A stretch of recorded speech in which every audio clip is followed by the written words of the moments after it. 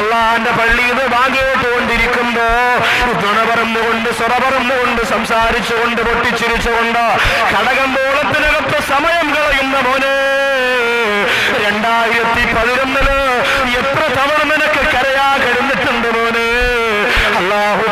അല്ലാഹു സുബ്ഹാനഹു വ തആല അടച്ചിരിക്കുന്ന നരകത്തെ കുറിച്ച് ഓർത്തുകൊണ്ട് നൂറ്റാണ്ടുകൾക്ക് മുമ്പ് ചിന്തിച്ചിട്ട് ഉറങ്ങാൻ കഴിയാതെ പൊള്ളുന്ന പായ പോലെ അതിൽ നിന്ന് ചാടിയെടുത്തിട്ടുകൊണ്ട് ഉമർ ഇബ്നുൽ ഖത്താബ് റളിയല്ലാഹു തആല നിലവിളിച്ചില്ലേ. ഇന്ന് നമ്മളോ നമുക്കിന്ന് പേര് തീരെയില്ല. പഴയ കാലത്തൊക്കെ നമ്മൾ ആലോചിക്കണം, എന്തോ ഒരു ഭയമായിരുന്നു. പള്ളി എന്ന് പറഞ്ഞാൽ, ബാങ്ക് എന്ന് പറഞ്ഞാൽ, വഅ്ളെന്ന് പറഞ്ഞാൽ, ഖുർആൻ എന്ന് പറഞ്ഞാൽ അതിനൊരു പ്രത്യേകമായ ഖൗഫും ഒരു ആദരവും നമ്മൾ കൊടുത്തിരുന്നു. പണ്ടുള്ള മക്കൾ പറയുമല്ലോ, കുഞ്ഞുമക്കൾ പള്ളിയിലേക്ക് ഒരു വിരൽ ചൂണ്ടിയാൽ 10 വിരൽ ഇങ്ങനെ കടിക്കണമെന്ന് പറയും. ഒരു ബഹുമാനത്തിന് വേണ്ടിയാ അങ്ങനെ വിരൽ കടിക്കണമെന്ന് കിതാബിലൊന്നും പറഞ്ഞിട്ടില്ല, ഉസ്താദുമാരും നിർദ്ദേശിച്ചിട്ടുമില്ല. എങ്കിലും പള്ളിയിലേക്ക് ഒരു വിരൽ ഇങ്ങനെ ചൂണ്ടിയാൽ അത് വിരൽ ചൂണ്ടാനുള്ള സാധനം അല്ല, അതിന് ബഹുമാനം കൊടുക്കേണ്ടതാണ്. അതുകൊണ്ട് അതിനോട് കാണിച്ച അനാദരവിന് പകരമായി 10 വിരലുകളെ ഇങ്ങനെ വായ്ക്കകത്ത് വെച്ചിട്ട് കടിക്കുമായിരുന്നു. ഇന്ന് ആ പള്ളിയിൽ നടക്കുന്ന പോലെ എന്താ, ആ പള്ളിയുടെ ചുവരിൽ നമ്മുടെ മക്കൾ എഴുതി വെക്കും, ഒറ്റക്കണ്ണം മോദീൻ രാജിവെക്കുക, കരിക്കട്ടിട്ട് എഴുതി വെക്കും. എന്നിട്ട് ആ പള്ളി നടക്കുന്ന എന്തെല്ലാം വൃത്തിഹീനമായ രംഗങ്ങളാ. ചെറുപ്പക്കാര് 10 മണിക്ക് പള്ളിയിൽ പോയി മൊബൈൽ ഓണാക്കി, ബ്ലൂടൂത്ത് ഓണാക്കി. ഓണാക്കടാ ശംനാഥ്, എന്റെ ഓൺ തന്നെടാ, ഞാൻ ഓഫാക്കലില്ല. അപ്പൊ എന്റേലുള്ളത് നിന്റേലും, നിന്റേലുള്ളത് എന്റേലും. പള്ളിക്കകത്ത് ഉസ്താദ് അവിടെ അധികാരി തങ്ങൾ വരണം എന്ന് പറഞ്ഞ് ഭയങ്കര പ്രസംഗം. ഇവനതൊന്നും വിഷയമല്ല, അതൊന്നും കേൾക്കാൻ നേരമില്ല. തകർക്കലാണ് ഇവിടെ കൂട്ടുകാരൊത്തും മൊബൈലിലൂടെ. പിന്നെയോ കൈ കെട്ടിക്കഴിഞ്ഞാലോ, കൈ കെട്ടിക്കഴിഞ്ഞാൽ അവിടെ നിന്ന് ഫാത്തിമ, ഇവിടെ നിന്ന് ആയിഷ എന്ന് പറഞ്ഞ് കുറെ പാട്ടാ. മക്കള് ഗൾഫിൽ നിന്ന് ആദ്യം വാപ്പാക്ക് ഇത്ര നീളമുള്ള വലിയ മൊബൈലും കൊടുക്കും. വാപ്പാക്ക് ഇരിക്കട്ടെ, വാപ്പാക്കൊന്നും കിട്ടിയില്ല എന്ന് പറഞ്ഞ് പരാതിയുണ്ട്. അപ്പൊ അതും ചുമന്നുകൊണ്ട് പള്ളിയിൽ പോകുമ്പോ ഇത് ഓഫാക്കാൻ പറഞ്ഞുകൂടാ, ഓണാക്കാൻ പറഞ്ഞുകൂടാ, കൊണ്ടിങ്ങനെ നടക്കാണ്. വെള്ളി കേൾക്കുമ്പോ അലോന്ന് വിളിക്കും, എവിടെയെങ്കിലും ഞെക്കും, ചിലപ്പോ കേൾക്കും. അങ്ങനെ അതുകൊണ്ട് പള്ളിയിൽ പോയി ഉസ്താദ് ജുമാ വെള്ളിയാഴ്ച ചെന്ന ഉടനെ പറയുമല്ലോ, എല്ലാരും സപ്പോൾ നേരെയാക്കുക, മൊബൈൽ ഓഫാക്കുക. ആദ്യം പറയുന്നത് അതാ, എല്ലാ പള്ളിയിലും ജുമായിക്ക് അതാ പറയാം. അങ്ങനെ മൊബൈൽ ഓഫാക്കാൻ പറയുമ്പോൾ ഉപ്പാപ്പാക്ക് എന്ന് പറഞ്ഞുണ്ടെങ്കിൽ ഉപ്പാപ്പ എവിടെയൊക്കെ പിടിച്ച് ഞെക്കിയ സംഭവം നിസ്കരിക്കുന്ന മുസല്ലയുടെ മുമ്പിൽ വെച്ചു. എല്ലാവരും നിശബ്ദമായി. ഉസ്താദ് അങ്ങോട്ട് സൂറത്ത് തുടങ്ങി, ആയു അല്ലദീന ആമനു ഇദാ നൂദിയ ലിസ്സലാത്തി മിൻ യൗമിൽ ജുമുഅ എന്ന് പറഞ്ഞ് സൂറത്ത് ഓതി തുടങ്ങി. ഉമ്മാമ വീട്ടിൽ നിന്ന് വിചാരിച്ച്, മൂപ്പിലാൻ ആദ്യം മൊബൈൽ കിട്ടിയതല്ലേ, പള്ളിയിലെത്തിയോന്ന് അറിയാൻ വേണ്ടി ഒന്ന് വിളിച്ചു നോക്കാം. പള്ളിയിലെത്തിയോന്ന് അറിയാൻ വേണ്ടി ഉമ്മാമ വീട്ടിന്റെ ലാൻഡ് ഫോണിൽ നിന്ന് വിളിച്ചു നോക്കിയപ്പോ ഇവിടെ ഉപ്പാപ്പാരെ മൊബൈലിൽ പെണ്ണേ പെണ്ണേ നീ എന്റേതല്ലേ. ഉടനെ മോദി മാമ, അല്ലോ ഇതിനകത്തും പെണ്ണ് കയറിയാടാ പറച്ചോ. പെണ്ണ് ഇതിനകത്തും കയറി. സുബ്ഹാനല്ലാഹ്. ഈ ഉപ്പാപ്പ ആണെങ്കിൽ പാട്ടിന്റെ വോളിയം കാണാൻ ചൈന സെറ്റാണ്, എവിടെ കേൾക്കാന്നറിയോ, മണ്ടേ കയറി നിൽക്കാണ് അതിന്റെ. എന്നിട്ട് ഓഫ് ആവല്ല. അടുത്തേക്കുന്ന ഒരാൾ ഓഫാക്കണ എന്നുള്ള വിളി. അത് ഉസ്താദിന്റെ സൂറത്തും തെറ്റി. ആകെ മൊത്തം ഗ്രാനൈറ്റ് സൗദല്ലേ പള്ളി. ഇതിങ്ങനെ മുഴങ്ങി കേൾക്കുമ്പോ നമ്മൾ പറഞ്ഞിട്ട് കാര്യമില്ല, എന്തായാലും ഉസ്താദിന്റെ തൊട്ട് പറയില്ല നിൽക്കുകയുള്ളൂ. സൂറത്ത് തെറ്റി. ഉടനെ ഒരാൾ ഏറ്റവും പറയുന്നത് ഈ പറഞ്ഞു കൊടുക്കണല്ലോ, തെറ്റിപ്പോയാ. അപ്പൊ അടുത്തേക്ക് പറഞ്ഞാ അത് ഈ സൂറത്തിലല്ല, അത് 2ാമത്തെ റക്അത്തിലാണ്. ആകെ കുളമായി. കുറച്ച് പേര് താമസിച്ചു വന്നവര് പറഞ്ഞടാ ഇന്ന് പള്ളിയിൽ നിസ്കാരമില്ല, ഇന്ന് ബാക്കവരെ ഗാനമുള്ള അമ്മക്ക് പോവാന്ന് പറഞ്ഞു. അങ്ങനെ ജുമാ നമ്മുടെ പള്ളിക്കകത്ത് കിടക്കുന്ന കാര്യമാ. പിന്നെ എല്ലാ പള്ളിയിലും എഴുതി ഇവിടെ കിടന്ന് ഉറങ്ങരുത്. നമ്മൾ അവിടെ കിടന്ന് ഉറങ്ങി വായിക്കകത്തൂടെ. പണ്ട് പള്ളിക്കകത്ത് കിടക്കുന്നവർക്ക് കണ്ണീരൂടെ കണ്ണീര് വരും. ഇന്ന് പള്ളിക്കകത്ത് കിടക്കുന്നത് വായിലൂടെയാണ് കണ്ണീര് വരിക. അതങ്ങനെ ഒഴുക്കി പള്ളിക്കകത്ത് അങ്ങനെ കിടക്കും. പിന്നെ എന്തൊക്കെ കോലമാണ്, ചാരിയിരിക്കുന്നു, ചുവരയിലേക്ക് കാല് നീട്ടിയിരിക്കുന്നു, ഏതൊക്കെ രീതിയിലും മോഡലിലുമാണ്. അള്ളാഹു കാത്തുരക്ഷിക്കുമാറാകട്ടെ. അതുകൊണ്ട് ഭയം, ഖൗഫ് നമ്മുടെ മനസ്സിൽ നിന്ന് നഷ്ടപ്പെട്ടു പോയി. തിരിച്ചു കൊണ്ടുവരണം. ആ പേടി നമ്മുടെ മനസ്സിന്റെ അകത്ത് ചെയ്യുന്ന ചെറിയൊരു തെറ്റിന് പോലും ഖുർആൻ എഴുതിയ കടലാസ് നമ്മുടെ തഴവയുടെ പരിസരത്ത് എവിടെയെങ്കിലും ഒന്ന് കിടന്നാൽ ആ കടലാസിലൊന്ന് ചവിട്ടിയാൽ അല്ലാഹുവേ അതിന് പകരം പോലും നരകം തരുമോ എന്ന് പേടിക്കണം മുസ്ലിമേ. ഖിബ്ലയിലേക്ക് കാല് നീട്ടിക്കൊണ്ടിരിക്കുമ്പോൾ അതിന് പകരം പോലും അല്ലാഹു നരകം തരുമോ എന്ന് പേടിക്കണം. ബഹുമാനപ്പെട്ട തഴവപ്പള്ളിയുടെ പരിശുദ്ധമായ മുറ്റത്ത് ഈ രാജ്യം മുഴുവനും, ഈ നാട് മുഴുവനും, നിന്റെ നാട് മുഴുവനും ഇൽമ കൊണ്ട് അനുഗ്രഹിക്കണേ തമ്പുരാനെ എന്ന് ദുആ ചെയ്തുകൊണ്ട് കിടന്നിറങ്ങുന്ന രാജകുമാരനെ ഓർമ്മയില്ലേ? ആ ബഹുമാനപ്പെട്ട ഗുരുനാഥന്റെ ഗുരുവര്യന്റെ ഖബറിടം അല്ലാഹു വിശാലമാക്കി കൊടുക്കട്ടെ. ഖിബ്ലയ്ക്ക് നേരെ നീട്ടിട നേരെയല്ലേ കാല്, ഖുർആന്റെ നേരെയും നല്ല തല്ലി ഹാല്. ഖിബ്ലയുടെ നേരെ കാല് നീട്ടല്ലോ, ഖുർആന്റെ നേരെ കാല് നീട്ടല്ലോ. എത്ര മര്യാദയുള്ള വാക്കുകൾ കൊണ്ട് അദബ് പഠിപ്പിച്ചിരുന്ന ലോകത്തൊരുപാട് സരളമായ ശൈലിയോട് പരമ ഉസ്താദ് പറഞ്ഞു തന്നില്ലേ എന്റെ പ്രിയപ്പെട്ട മുഅ്മിനേ. അതുകൊണ്ട് ചെയ്തു പോകുന്ന ചെറിയ തെറ്റിന് പോലും അല്ലാഹുവിന്റെ അടുത്തുനിന്ന് നരകത്തിന്റെ അദാബിറങ്ങുമെന്നുള്ള ഭയം നിന്റെ മനസ്സിൽ വേണേ. അല്ലാഹു ആ ഭയം നമുക്ക് തരട്ടെ. ആ ഭയമുള്ളത് കൊണ്ടാണ് റാബിയത്തുൽ അറബിയ ഖുർആൻ കൊണ്ട് മാത്രം സംസാരിച്ചത്. ആ ഭയമുള്ളത് കൊണ്ടാണ് നഫീസത്തുൽ മിസ്രിയ റളിയല്ലാഹു തആല അൻഹാ ഖബറിന്റെ അകത്ത് മണ്ണുവാരി കയ്യിൽ വെച്ചുകൊണ്ട് നിലവിളിച്ചത്. ആ ഭയമുള്ളത് കൊണ്ടാണ് എത്രയോ സഹാബത്ത് നിസ്കാരത്തിൽ ബോധരഹിതരായി വീണുപോയത്. ആ ഭയമുള്ളത് കൊണ്ടാണ് പള്ളിക്കകത്ത് എന്റെ പ്രിയപ്പെട്ടവര് തേങ്ങലും സങ്കടവും നെഞ്ചുടിപ്പുമായിട്ട് പഴയകാലത്തുള്ള ആരിഫ്യങ്ങൾ സമയം ചെലവഴിച്ചു പോയത്. നമുക്ക് ആ ഭയം തിരിച്ചു കൊണ്ടുവരണ്ടേ സഹോദരിമാരെ. അള്ളാന് വേണ്ടി തലമറക്കുന്ന, അള്ളാന് വേണ്ടി ശരീരം മറക്കുന്ന, അള്ളാനെ പേടിച്ചുകൊണ്ട് ജീവിക്കുന്ന സമയങ്ങൾ നമ്മുടെ ജീവിതത്തിന് വേണ്ടി. ഇല്ലെങ്കിൽ ആ നരകമെന്ന് പറയുന്നത് പരലോകത്ത് മാത്രമല്ല, പിന്നെ നരകമാണോ സ്വർഗമാണോ എന്നറിയുന്നത് മഹ്ശറയിലല്ല, ഇവിടെ വെച്ചാണ് എന്റെ പ്രിയപ്പെട്ടവരെ, ഈ ദുനിയാവിൽ വെച്ച് തന്നെ. ഇവിടുന്ന് മരണപ്പെടുമ്പോ തന്നെയാണ്, ഇവിടുന്ന് നാം എന്ന് മരണപ്പെടുന്നുവോ അന്ന് തന്നെ നരകമാണെങ്കിൽ അല്ലാഹു നമുക്ക് നരകം കാണിച്ചു തരുന്നതാണ്, സ്വർഗമാണെങ്കിൽ അല്ലാഹു നമുക്ക് സ്വർഗം കാണിച്ചു തരുന്നതാണ്. സ്വർഗം കണ്ടു മരിക്കാൻ വബ്ശിറൂ ബിൽ ജന്നത്തില്ലതീ കുന്തും തുഅദൂൻ. അല്ലാഹു നിങ്ങൾക്ക് വാഗ്ദാനം ചെയ്യപ്പെട്ടിരിക്കുന്ന സ്വർഗം കൊണ്ട് സന്തോഷിച്ചു കൊള്ളുക എന്ന് പറഞ്ഞ് റഹ്മത്തിന്റെ മാലാഖമാർ മരണത്തിന്റെ സമയത്ത് ഇറങ്ങി വരുന്ന മയ്യത്താക്കി അല്ലാഹു നമ്മെ മാറ്റട്ടെ. അങ്ങനെ മരിക്കാനുള്ള മഹാഭാഗ്യം നമ്മുടെ ഉസ്താദുമാരുടെ ബറക്കത്ത് കൊണ്ട് സൃഷ്ടാവാറ പടച്ചവൻ നമുക്ക് തരട്ടെ.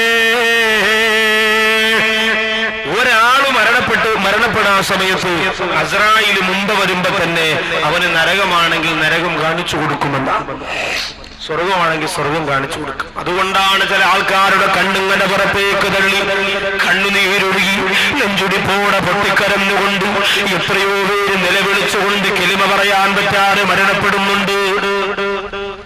സ്വർഗം കണ്ടവരാണെങ്കിലോ അവർക്കടുത്തിരുന്ന് മക്കളൊരാൾ ലാ ഇലാഹ ഇല്ലല്ലാഹ് എന്ന് പറഞ്ഞാൽ മതി, അത് കേട്ട ഉടനെ അവര് പറയുന്നു ലാ ഇലാഹ ഇല്ലല്ലാഹ്.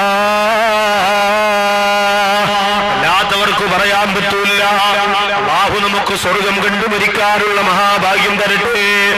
ആ സമയം മുതലാണ് നരകമാണെങ്കിൽ നരകവും സ്വർഗമാണെങ്കിൽ സ്വർഗവും നമുക്ക് തരുന്നതെങ്കിൽ എന്റെ സഹോദരങ്ങളെ, നിങ്ങൾ ആലോചിച്ചിട്ടുണ്ടോ?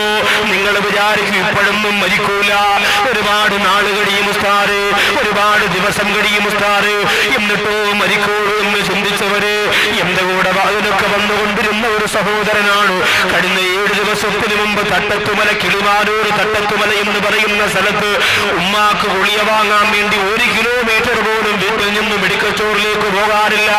ഗുളിക വാങ്ങാൻ വേണ്ടി 2 വീലറിലൂടെ യാത്ര ചെയ്തു പോകുമ്പോ സുബ്ഹാനല്ലാഹ് ആ ഉമ്മാക്ക് പിന്നെ ആ മോനെ കാണാൻ പറ്റിയത് എപ്പോഴെന്നറിയോ?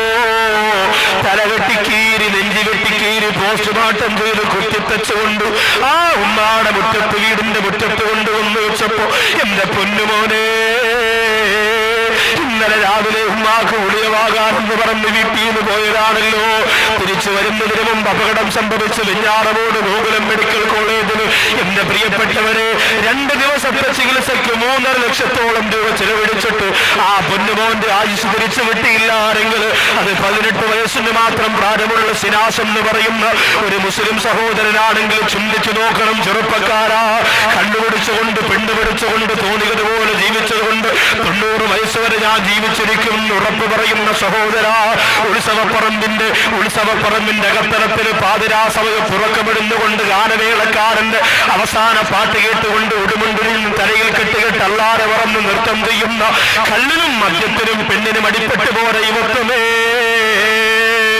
അടുത്ത സെക്കൻഡിൽ മരണം വന്ന മോനെ നരകത്തിലേക്കല്ലോ നിന്ന് വലിച്ചടച്ചു കൊണ്ടുപോകുന്നത്. നരകമുറപ്പായി മരിച്ചുപോയവർക്ക് അല്ലാഹു കൊടുക്കുന്ന ഭയാനകരമാണ് അതാത്. എന്തെന്നെ പ്രിയപ്പെട്ട സമുദായത്തിന്റെ സഹോദരങ്ങൾ പഠിക്കണേ, അവര് നരകം കണ്ട് മരിക്കുമെന്ന് മാത്രമല്ല, അവരെ നരകത്തിന്റെ മാലാഖമാര് വന്ന് കുളിപ്പിക്കുമെന്നാണ്, അവരെ കഫം പൊതിയുമെന്നാണ്. എന്നിട്ടോ പള്ളിപ്പറമ്പിലേക്ക് അവരെ കൊണ്ടുപോകുമ്പോ നായകളോടുള്ള സമീപനം പോലെ ആ മയ്യത്തിനോട് പെരുമാറുമെന്നാണ്.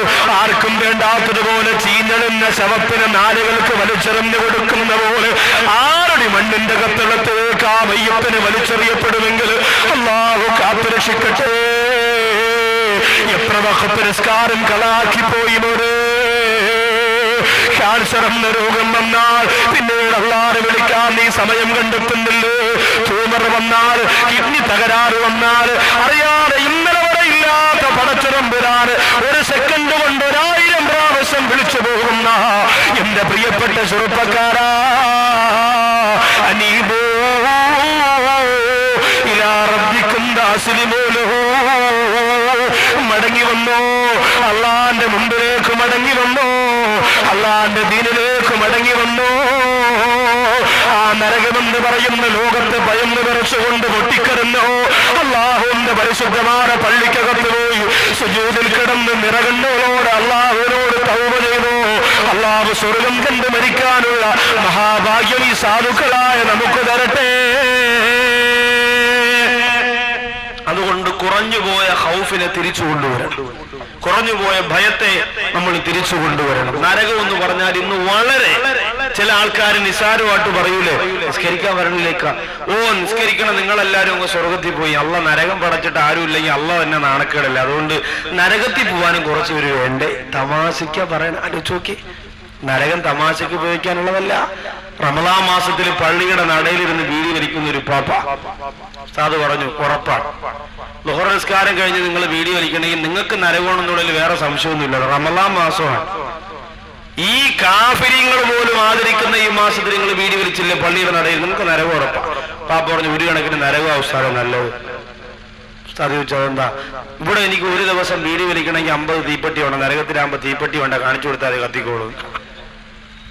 വേറെ സഹോദരൻ ചോദിക്കുക, ഉസ്താദെ നരകത്തിൽ ബാത്റൂമാണ് ഉസ്താദെ. അപ്പൊ കൂടെ ഒന്നും പറയാം, പോടാ അവിടെ ബാത്റൂം, അവിടെ ചൂടുവെള്ളം കുടിച്ച് തൊണ്ട ഉരുവി കിടക്കുമ്പോഴാണ് ബാത്റൂം. ഇത് നരകത്തിന്റെ ചർച്ചകളാണ്. നമ്മുടെ നാട്ടിൽ ഇന്നത്തെ യുക്തിവാദികൾ സമ്മാനിച്ച ആശയങ്ങളും ആദർശങ്ങളും അവരുടെ കൂടെ കൂട്ടുകൂടിയിട്ട് എന്റെ പ്രിയപ്പെട്ട സഹോദരങ്ങൾക്ക് വന്നുപോയത് അള്ളാഹു കാത്തുരക്ഷിക്കട്ടെ.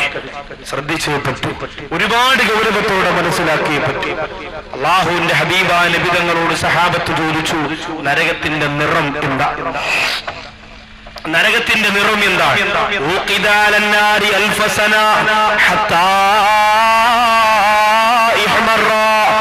1000 കൊല്ലമാ നരകം ചുമന്ന നിറമായിരുന്നു. പിന്നെ രണ്ടാമത് 1000 കൊല്ലം കൂടി ആ നരകത്തെ കത്തിക്കപ്പെട്ടപ്പോൾ ആ നരകത്തിന് വെളുത്ത നിറമായി.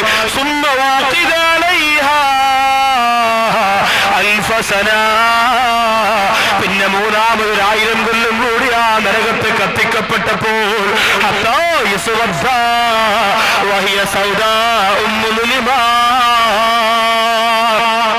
ആ നരകം കറുത്ത് കരിവാളിച്ചു പോയെന്നാണ്. നരകത്തിന് ഇന്നും കറുത്ത നിറമാണ്. തീ ഒരുപാട് കത്തുമ്പോൾ അതിന്റെ നിറം ചുമപ്പല്ല, വെളുപ്പല്ല, കറുപ്പാണ്. ഒരുപാട് തീ കത്തുമ്പോ പിന്നെ കറുത്ത നിറം മാത്രമേ നമുക്ക് കാണാൻ പറ്റൂ. അതാണ് നരകത്തിന്റെ നിറം. അല്ലാഹു എന്നെയും നിങ്ങളെയും ആ നരകത്തിന്റെ അദാബുകളിൽ നിന്ന് കാരുണ്യവാനായ പടച്ചതമ്പുരാൻ രക്ഷപ്പെടുത്തി അനുഗ്രഹിക്കുമാറാകട്ടെ. പരലോകത്തേക്ക് വരാം, അവിടെയാണല്ലോ നരകത്തെ കൊണ്ടുവരുന്നത്. يوم يقوم الروح والملائكة صفا لا يتكلمون إلا من أذن له الرحمن. അല്ലാഹു സുബ്ഹാനഹു വ തആല അവന്റെ സൃഷ്ടികളെ മുഴുവനും ഇതാ അണികളാക്കി ഒന്ന് ചലിക്കാൻ പോലും കഴിയാത്ത രീതിയിൽ പരലോകത്ത് നിരത്തുയർത്തിയിരിക്കുമ്പോൾ അള്ളാഹുവിന്റെ അനുമതിയില്ലാതെ ഒന്ന് ചലിക്കാൻ പോലും കഴിയൂല. പരലോക വിശ്വാസം മറന്നുപോടെ സമുദായമേ, പരലോകത്തിന്റെ ചിന്തകൾ മനസ്സിൽ നിന്ന് മാറ്റിവെച്ചുപോടെ എന്റെ പ്രിയപ്പെട്ട സഹോദരിമാരെ, തിരിച്ചാ ചിന്തയിലേക്ക് മടങ്ങി വന്നേ പറ്റൂ. അവിടെ അല്ലാഹു സുബ്ഹാനഹു വ തആല അള്ളാന്റെ ഹബീബായ നബിതങ്ങളുടെ സമുദായം ഉൾക്കൊള്ളുന്ന ആ പരലോകത്ത് നിൽക്കുന്ന ജനങ്ങൾക്ക് മുമ്പിലേക്ക് മാലിക്കുന്ന മലക്കിനോട് പറയുന്നു, മാലിക്കേ,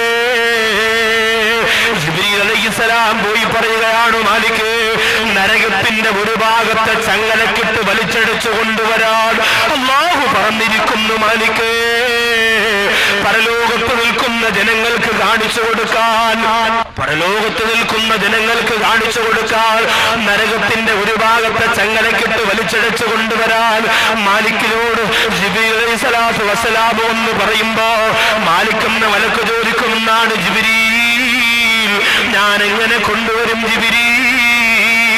അവിടെ ലോകത്തിന്റെ നായകനാണ് അള്ളാന്റെ ഹബീബായ നബി മുഹമ്മദ് മുസ്തഫ സല്ലല്ലാഹു അലൈഹി വസല്ലമ തങ്ങളുടെ സമുദായത്തിൽ പെട്ടവരില്ലേ? അവര് പേടിക്കൂലേ? അവര് കരയൂലേ? അവരെ മനസ്സ് പതറൂലേ? അവരെ കൈകാല് വിറയ്ക്കൂലേ?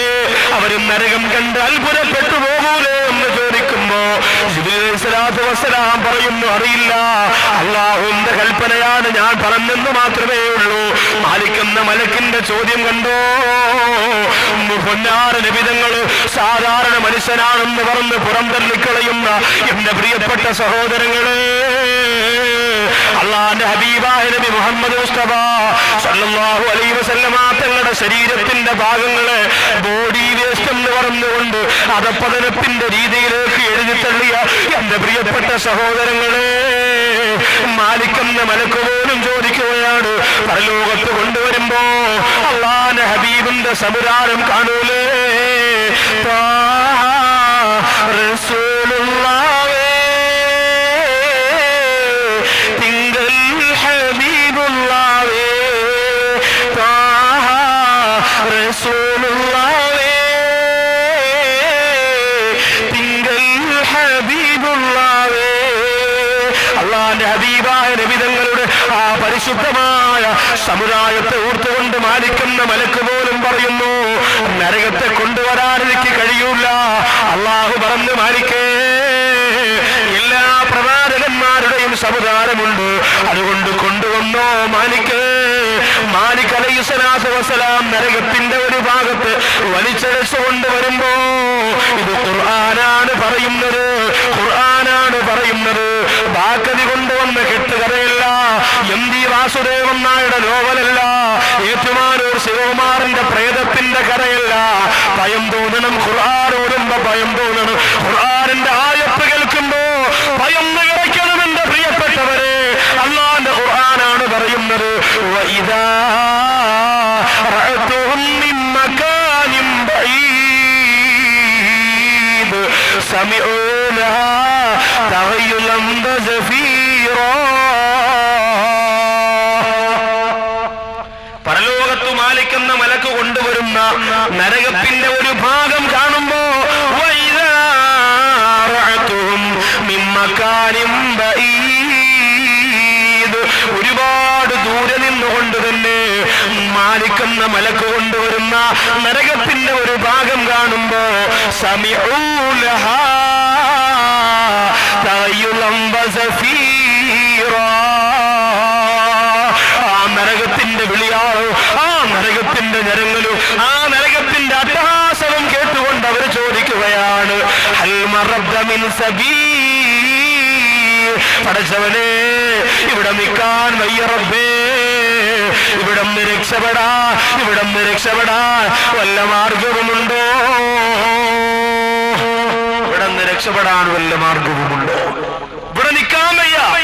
ആ പരലോകത്ത് നരകത്തിന്റെ ഭാഗം കാണുമ്പോ എത്രയോ സഹോദരങ്ങൾ പറഞ്ഞു പോകുമെന്നാണ്.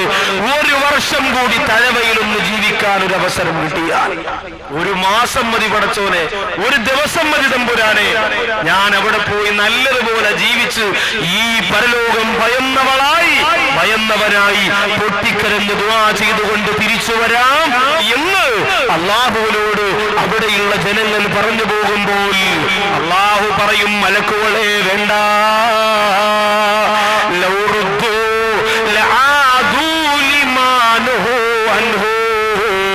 അവരെ വീണ്ടും ദുനിയാവിലേക്ക് മടക്കിയാൽ അവർ ഈ പറഞ്ഞതിന്റെ ഇരണക്കേടായി എതിർഭാഗം തന്നെ ചെയ്യും മലക്കുകള്.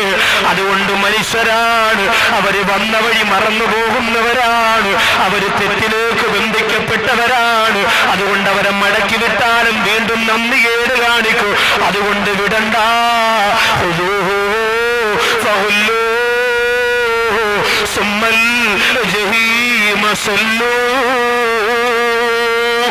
അവരെ പിടിച്ച് ചങ്ങലക്കിട്ട് വലിച്ചെറിയൂ എന്ന് അല്ലാഹുവിന്റെ ആജ്ഞ വരും. അല്ലാഹു കാക്കട്ടെ.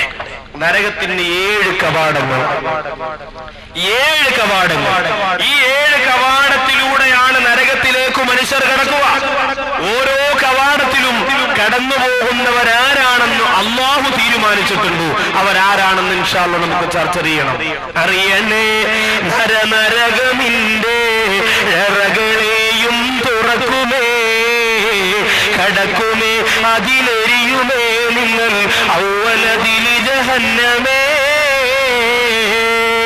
വഇന്ന ജഹന്നമ ലമൗഇദുഹും അജ്മഈൻ ലഹാ സബ്അതു അബ്വാബ് ലികുല്ലി ബാബിൻ മിൻഹും ജുസ്ഉം മഖ്സൂം. നരകത്തിന് 7 കവാടങ്ങളാണ്. ആ നരകത്തിന് സബഅതു അബ്വാബ്, 7 വാതിലുകളാണ്. ലികുല്ലി ബാബിൻ മിൻഹും, ഓരോ വാതിലിലൂടെ, ഓരോ കവാടത്തിലൂടെ ജുസ്ഉം മഖ്സൂം, അല്ലാഹു നിശ്ചയിച്ച, അല്ലാഹു തീരുമാനിച്ച ഓരോ വിഭാഗങ്ങളുണ്ട് എന്ന് അല്ലാഹുവിന്റെ ഖുർആൻ പറയുന്നു. ഒന്നാമത്തെ കവാടമേതാ? എന്റെ ഈ തഴവ കുറ്റിപ്പുറത്ത് നുസ്രത്തുൽ സാധു സംരക്ഷണ സമിതിയുടെ 2ാമത് വാർഷികത്തിന്റെ പരിപാടിയിൽ വന്ന എന്റെ പ്രിയപ്പെട്ട മുസ്ലിങ്ങളെ, ഈ പറയാൻ പോകുന്ന ഒരു സ്വഭാവ ദൂഷ്യവും നിനക്ക് വരാൻ പാടില്ല. ഒന്നാ, നീ മരിക്കുന്നത് നരകം കണ്ട, നിന്റെ ഖബർ നരകത്തിന്റെ ഭാഗമാണ്, നിന്നെ കുളിപ്പിക്കുന്നത് നരകത്തിന്റെ വെള്ളത്തിലാണ്, നീ ധരിക്കുന്നത് നരകത്തിന്റെ വസ്ത്രമാണ്, നിന്നെ കൊണ്ടുപോയി അടക്കിയത് മുതൽ പിന്നെ എന്റെ പ്രിയപ്പെട്ടവരെ, നരകത്തിന്റെ ഭയാനകരമായ ചൂടിൽ നിന്ന് രക്ഷപ്പെടാൻ നമുക്ക് സാധിക്കുകയില്ല.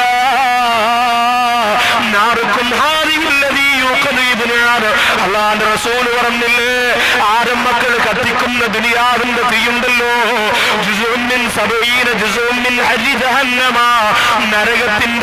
നരകത്തിന്റെ തീയുടെ ചൂടിൽ നിന്ന് 70ൽപ്പെട്ട ഒരു അംശം മാത്രമാണെന്ന് അല്ലാഹുവിന്റെ റസൂൽ പറയുമ്പോ, ദുനിയാവിന്റെ ചൂടത്ര ഭയാനകരമാണ്, ദുനിയാവിന്റെ തീ എത്ര ഭയാനകരമാണ്. പെട്രോളിന്റെ വാഹനം അങ്ങോട്ട് കത്തിപ്പോയാൽ പ്രിയപ്പെട്ടവര്, ആ തീ അങ്ങോട്ട് ആളിപ്പടരുമ്പോ 10,000-കണക്കാര മനുഷ്യമക്കള് സെക്കൻഡുകൾ കൊണ്ട് വെന്തുരുകി പോകുന്നത് ദുനിയാവിന്റെ ചൂടിന്റെ തീയുടെ ശക്തിയല്ലേ. ഗ്യാസ് കുറ്റിയുടെ മുമ്പിൽ നിന്ന് പ്രിയപ്പെട്ടവര്, അത് പൊട്ടിത്തെറിച്ചു പോയി മക്കളോടൊപ്പം കുടുംബം കത്തിയമർന്നു പോയ കഥ പത്രത്തിലൂടെ വായിക്കുന്നവര്, ഒരു ഗ്യാസ് കുറ്റി അങ്ങോട്ട് പൊട്ടിപ്പടർന്ന് തീയാറി പിടിച്ചിട്ട് ഒരു കുടുംബം മുഴുവനും കത്തിക്കരിഞ്ഞു പോരെങ്കിൽ അത് ദുനിയാവിന്റെ തീയല്ലേ, അത് ദുനിയാവിന്റെ തീയല്ലേ. അപ്പോ പിന്നെ നരകത്തിന്റെ തീയോ? ആ തീ ഖബറിൽ വന്നാലോ? ആ തീ പരലോകത്ത് നമ്മെ ഭയപ്പെടുത്തിയിട്ട് വിചാരണയുടെ വേളകളിൽ നമ്മുടെ കൂടെ നിന്നാലോ? അല്ലാഹു കാത്തുരക്ഷിക്കട്ടെ. അതുകൊണ്ട് ഈ പറയാൻ പോകുന്ന ഒരു വിഭാഗത്തിലും നിങ്ങൾ പെടാൻ പാടില്ല. ഒന്നാമത്തെ വാതിലിന്റെ പേരെന്തെന്നറിയോ? ഇസ്മുഹു ജഹന്നം. ഒന്നാമത്തെ കവാടത്തിന്റെ പേര് ജഹന്നം എന്നാണ്. ആരാണ് ജഹന്നമിലൂടെ കടക്കുന്നത്? ജഹന്നമിലൂടെ കടക്കുന്നത് ആരാണ്? വഇദാ ഖീല ലഹു തഖില്ലാ അഖദതുൽ ഇസ്സതു ബിൽ ഇസ്മി ഫസ്മുഹു ജഹന്നം വലബിസൽ മിഹാദ്. ജഹന്നമിലൂടെ കടക്കുന്നവരാരാണ്? അല്ലാഹുവിനെ തഖ്വ ചെയ്യാൻ പറഞ്ഞു പറഞ്ഞാൽ, അള്ളാഹനെ സൂക്ഷിക്കാൻ പറഞ്ഞാൽ, നിസ്കരിക്കാൻ പറഞ്ഞാൽ, തലമറക്കാൻ പറഞ്ഞാൽ, നോമ്പ് പിടിക്കാൻ പറഞ്ഞാൽ, ഇതൊക്കെ വേറെ ചില ആൾക്കാർക്ക് പറഞ്ഞിട്ടുള്ളതാ, കാശും പവറുമുള്ള ഞങ്ങൾക്ക് പറഞ്ഞിട്ടുള്ളതല്ല എന്ന് പറഞ്ഞുകൊണ്ട് പിന്തിരിഞ്ഞു പോകുന്ന അഹങ്കാരികൾ, അവർക്കാണ് നരകത്തിന്റെ ഒന്നാമത്തെ കവാടം. ഇന്ന് തലമറച്ചാൽ അഹങ്കാരത്തിന്റെ മോഡലിലാണ് ചില സഹോദരിമാര് മറയ്ക്കുക. 3 രീതിയിലാണ് തലമറയ്ക്കുക. ശ്രദ്ധിച്ചോളണേ, 3 രീതിയിലാണ്. DPP വാള കണ്ടോ? ഒന്നാമത്തെ രീതി, പഴയകാലമല്ല, ഒരു 3-4 വർഷം കൊണ്ടുണ്ടാവുന്ന ഒരു മാറ്റം. ഒന്നാമത്തെ രീതി ഏതാ? എന്റെ സഹോദരങ്ങളേതാ? ഇത്ര തലമറയ്ക്കും, ഇത്ര മറച്ചിട്ട് ബാക്കി ഇത്ര രജനീകാന്ത മോഡൽ ഇങ്ങനെ ഫ്രണ്ടിലിട്ടിരിക്കും. എന്നിട്ട് മുടി ഇങ്ങനെ നെറ്റിയിലൂടെ ഇട്ടിട്ട് ഇടയ്ക്കിടയ്ക്ക് സൂറാത്ത അങ്ങനെ ഭൂന്ന് ഊതി മുകളിലോട്ട് ഇങ്ങനെ വിട്ടിട്ട് ഒരു പ്രത്യേക മോഡലിലായിരുന്നു കുറെ നാൾ അങ്ങനെ. അത് കഴിഞ്ഞിട്ട് രണ്ടാമത്തെ മോഡൽ കുറച്ചു നാളതാ ഇങ്ങനെ അങ്ങോട്ട് ഇട്ടിട്ട്, എന്നെ നല്ല ഈമാനുള്ള മോള്, ഇവിടെ നിന്ന് ഇങ്ങനെ പിടിക്കും, ഇവിടെ നിന്ന് ഇങ്ങനെ പിടിക്കും. ഇത് രണ്ടും കൂടെ പിടിച്ച് ഉദിയേക്ക് മോദിമാമ ബോത്തിന്റെ കാലി കെട്ടണ പോലെ ഇവിടെ ഒറ്റ കെട്ടാം, ഇങ്ങനെ കെട്ടി വയ്ക്കും. ഇത് രണ്ടാമത്തെ മോഡൽ. ഇപ്പൊ ലേറ്റസ്റ്റ് മോഡൽ ഏതാന്ന് പറയാം, 2011 ഏറ്റവും പുതിയ മോഡൽ എന്ന് പറഞ്ഞാൽ ഇങ്ങനെ വെക്കും. വെച്ചിട്ട് ഈ ഷാളിന്റെ 2 അറ്റം ഉണ്ടല്ലോ, അതുകൊണ്ട് ഇങ്ങനെ ഒരു കെട്ടുണ്ട് ഇവിടെ. ഇതൊക്കെ പഠിക്കണം, ഇതൊക്കെ നോക്കി. ചുമ്മാ മക്കളും താത്തായും പറയണ മാറ്റുണ്ടെങ്കിൽ കൊടുത്താൽ പോരാ, ഇറങ്ങി പോണ പോലെ നോക്കണം. ഇങ്ങനെ കെട്ടും. ഇങ്ങനെ ഇടുമ്പോ നല്ലതുപോലെ എല്ലാം പറഞ്ഞിട്ടുണ്ട്, റെഡിയാണ്. അവസാനം പോവാൻ നേരത്തെ ഇങ്ങനെ പിടിച്ച് തോളിയിട്ടുണ്ടെങ്കിൽ പോകും. അപ്പോ സാരിയുടെ മുകളിൽ ഞുറു പോലെ ഇങ്ങനെ കിടക്കും, ചുരിദാറിന്റെ മുകളിൽ ഞുറു പോലെ ഇങ്ങനെ കിടക്കും. ഇതാണ് പുതിയ മോഡൽ. ഇവിടെ ഒരു കെട്ടും കാണും. ഇതാണ് ഇപ്പൊ നമ്മുടെ സഹോദരിമാരുടെ തലയല്ല മറക്കുന്നത്, തോള മറയ്ക്കുന്നത്. പിന്നെ അള്ളാഹുവിനെ ഭയന്നുകൊണ്ടാണ് എന്റെ ഭാര്യ ഇപ്പൊ ഫുൾ കൈ ചുരിദാറെ ധരിക്കുള്ളൂ ഉസ്താദെ, ഇവിടം പോലെ ഇവിടം വരെ ഫുൾ കൈയാണ്. പക്ഷെ എന്താ സംഭവം? നെറ്റാണ്, നെറ്റ്. കൈ ഫുള്ളായിട്ട് കാണാം ഉസ്താദെ, ഫുൾ കൈ കാണാം. ഫുൾ കൈ കാണാന്ന് അപ്പൊ പുതിയത്. നമ്മൾ ആലോചിച്ച് നോക്കി, കുറേശ്ശെ ഇങ്ങനെ കാണിച്ച് ഇപ്പൊ ഫുൾ കൈ കാണിച്ചു. ഒരു 2011 ഇപ്പോ ഒരു 3-4 കൊല്ലം കൂടെ കഴിഞ്ഞാൽ പിന്നെ നെറ്റ് മാത്രമേ കാണുള്ളൂ ശരീരം മൊത്തം. അപ്പൊ പിന്നെ മൊബൈൽ കൊണ്ട് പുറകെ നടക്കേണ്ട കാര്യമില്ല, വെറുതെ അങ്ങ് നടന്നുകൊണ്ടാണ്. ഏത് കോലത്തിലായി നമ്മൾ അതിനൊക്കെ നമ്മൾ കൂടെ നിൽക്കുന്നില്ലേ? 65,000 രൂപയുടെ പർദ്ദയാണ് 2 മാസമാണ് ഇറങ്ങിയിട്ട് കാസർഗോഡ് ജില്ലയിൽ. പുതിയ പർദ്ദ 65,000 രൂപ ഒരു പർദ്ദയുടെ വില. ഒന്നും രണ്ടുമല്ല, 65,000 രൂപയുടെ പർദ്ദ. കാസർഗോഡ് നിന്ന് കന്യാകുമാരി വരെ രാഷ്ട്രീയക്കാര് യാത്ര നടത്തുന്ന പോലെ പർദ്ദ യാത്ര നടത്താൻ പോവാൻ. ഉടനെ കൊല്ലം ജില്ലയിൽ, അതുപോലെ എന്റെ പ്രിയപ്പെട്ടവരെ തിരുവനന്തപുരം ജില്ലയിൽ ഒക്കെ ആ പർദ്ദ വരും. സഹോദരിമാർ ആ പർദ്ദ വാങ്ങിയിട്ടാ നമ്മുടെ അവസ്ഥ ഒന്ന് ആലോചിച്ച് നോക്കി. കഴുകാൻ പോകുമ്പോ കൂടെ പോകണം നോക്കാൻ, കഴുകി വിരിക്കാൻ പറ്റൂല, കൂടെ നിൽക്കണം, ഉണങ്ങുന്നത് വരെ കൂടെ നിൽക്കണം. പിന്നെ മച്ച അടിച്ചു മാറ്റിക്കൊണ്ട് പോകണമെന്ന് നോക്കണം. 65,000 പർദ്ദ അത്രയും വില കൂടാനുള്ള കാരണം ആ പർദ്ദയുടെ ഏറ്റവും താഴ്ഭാഗത്ത് സ്വർണത്തിന്റെ 4 പൂക്കൾ വെച്ച് പിടിപ്പിച്ചിട്ടുണ്ട്. സഹോദരിമാർ ഇപ്പൊ പറയും, ചുമ്മാതല്ലടി അത്രയും വില. ഞാൻ ആലോചിക്കുകയും ചെയ്ത്, തുണിക്ക് ഇത്ര വില. തുണിക്കല്ല വാപ്പ, സ്വർണത്തിന്റെ 4 പൂക്കൾ വെച്ച് പിടിപ്പിച്ചിട്ടുണ്ട് ആ പർദ്ദയുടെ താഴ്ഭാഗത്ത്. അപ്പോ നല്ലതൊക്കെ അഹങ്കാരികളാണ്. ജനങ്ങൾ ഇങ്ങനെ പുറംകാലുകൊണ്ട് വലിച്ചെറിയും. നുസ്രത്തുല്ലരാവിന്റെ പാവപ്പെട്ട സഹോദരങ്ങൾ ചെന്ന് പറയുന്നു, ഇക്ക അല്ലെങ്കിൽ ഉപ്പാ, ഞങ്ങൾ ഇവിടെ ഇപ്രാവശ്യം ഒരു പരിപാടി വെക്കാൻ പോവാണെന്ന് പറയുമ്പോ നിനക്കൊന്നും വേറെ ജോലിയില്ലേടാ, നിങ്ങൾ സഹായിച്ചിട്ട് ഇവിടെ എല്ലാവരും അങ്ങ് രക്ഷപ്പെട്ടു പോയി, നിങ്ങൾ ഇറങ്ങി കെട്ടിക്കാനില്ലെങ്കിൽ പിന്നെ എല്ലാ മക്കളും അങ്ങ് വീട്ടിൽ നിന്ന് പോകുമെന്ന് പറഞ്ഞ് തുടയും ചൊറിഞ്ഞ് മുറുക്കാനും തിന്നുകൊണ്ട് പിശാചിന് കൈയടിച്ച് ഒത്താശ പാടുന്ന ഈ നാട്ടുകാരാ ആരെങ്കിലും ഉണ്ടെങ്കിൽ ശ്രദ്ധിച്ചോ. മോനെ, അത് അഹങ്കാരത്തിന്റെ കടിയാണ്, അത് അഹങ്കാരത്തിന്റെ ചെറിയാണ്. ബഹുമാനപ്പെട്ട തലവാ മുഹമ്മദ് കുഞ്ഞ് മൗലവി ഉസ്താദ് കിടക്കുന്ന പള്ളിയുടെ പരിസരത്തുള്ള എന്റെ പ്രിയപ്പെട്ട സഹോദരങ്ങള്, നമ്മുടെ ജീവിതത്തിൽ ഒരിക്കലും ഉണ്ടാകാൻ പാടില്ലാത്ത സ്വഭാവമാണ് അഹങ്കാരം. തലവ ഉസ്താദിനില്ലാതെ പോര അഹങ്കാരം, തലവ ഉസ്താദ് വെറുത്തു പോര അഹങ്കാരം. അല്ലാഹു സുബ്ഹാനഹു വ തആല ആ മഹാനുഭാവന്റെ പേര് പറഞ്ഞതുകൊണ്ട് നമ്മുടെ ദുആ സ്വീകരിക്കട്ടെ. നമ്മുടെ മനസ്സിന്റെ അഹന്തയുടെ അഹങ്കാരത്തിന്റെ എല്ലാ കോലങ്ങളെയും അല്ലാഹു നശിപ്പിച്ചിട്ട് വിനയത്തിന്റെ പ്രതീകമാക്കി അല്ലാഹു നമ്മെ മാറ്റട്ടെ. അഹങ്കാരികൾക്കാണ് നരകത്തിന്റെ ഒന്നാമത്തെ കവാടം.